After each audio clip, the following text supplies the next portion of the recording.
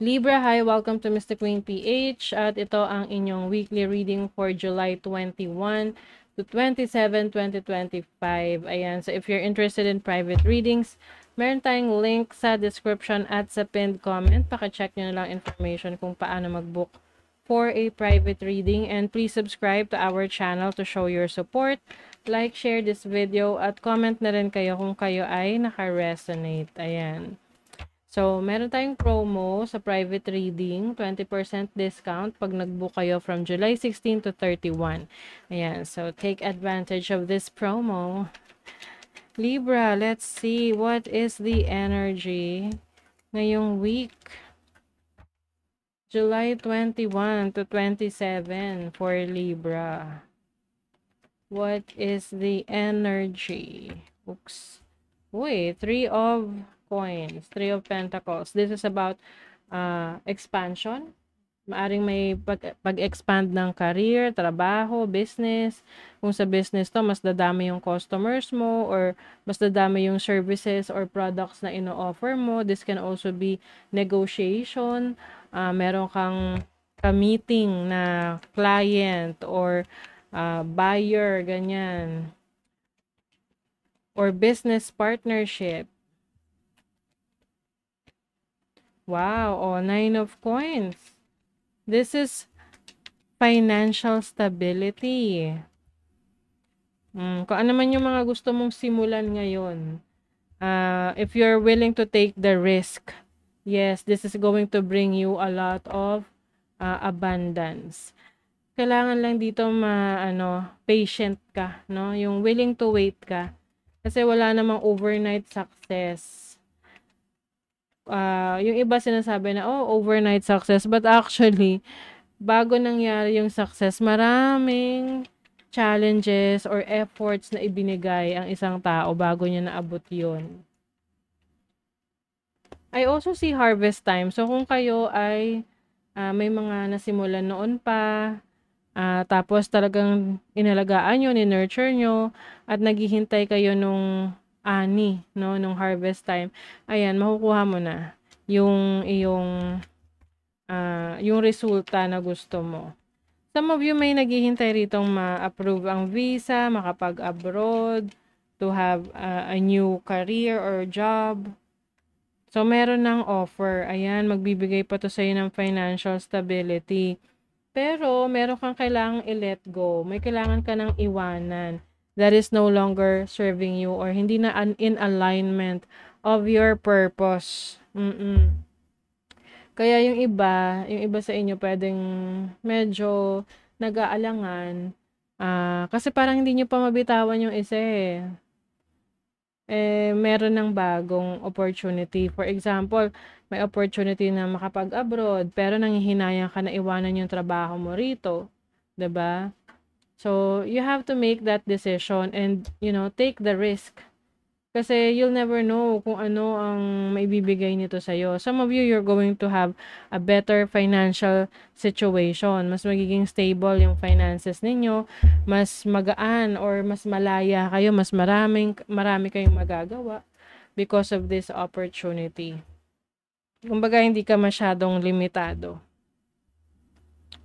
Okay, let's see what else. Yung iba kasi rito pwedeng aalis ka na sa poder ng parents mo or ng iba pang, yung parang mas magiging independent ka na.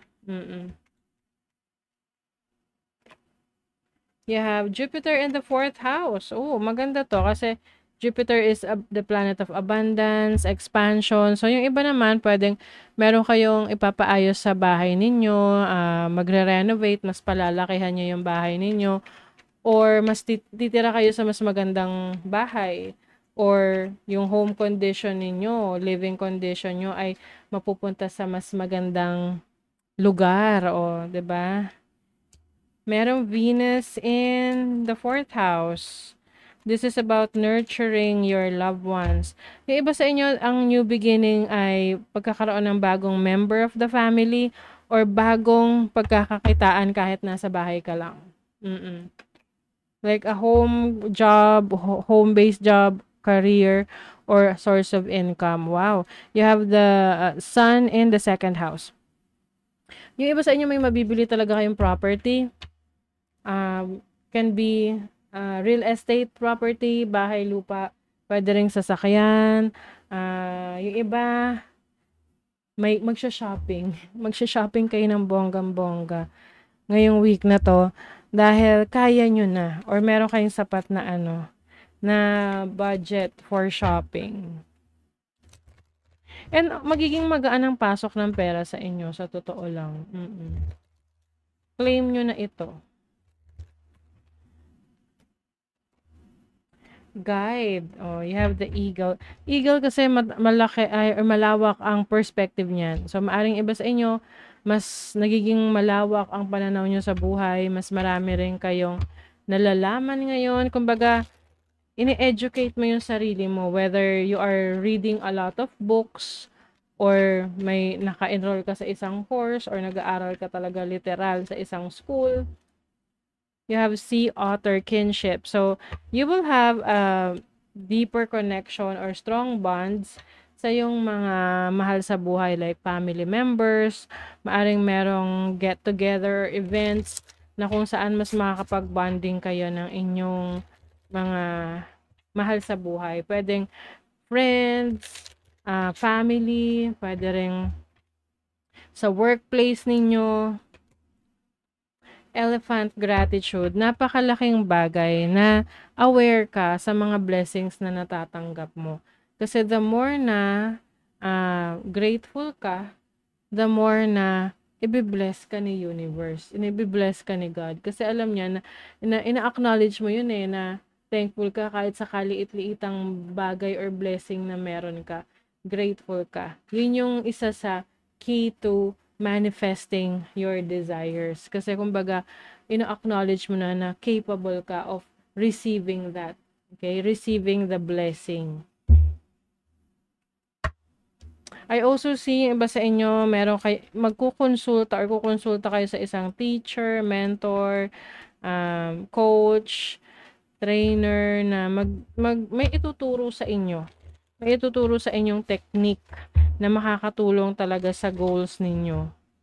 Kasi syempre kanya-kanya tayo ng goals, 'di ba? So kung ano man yung technique, information na i-share sa iyo, i-impart sa iyo na knowledge, that is going to be helpful para sa inyong mga goals or pangarap. Breathe. The calmer you are, the more time slows down and the easier it is to get everything done. Yes, do not panic. Pag may mga times na parang ang dami na, nagpa-pile up na, patong-patong na yung mga kailangan mo i-accomplish yung trabaho mo. Siyempre, yung iba parang, ayoko nang gawin kasi nagpa-panic ka na masyadong overwhelming. You just have to breathe at isa-isahin mo. Huwag mong isipin na ang dami niyan.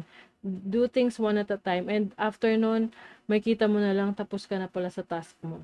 Okay? So, that is your reading, Libra. Thank you so much. See you again.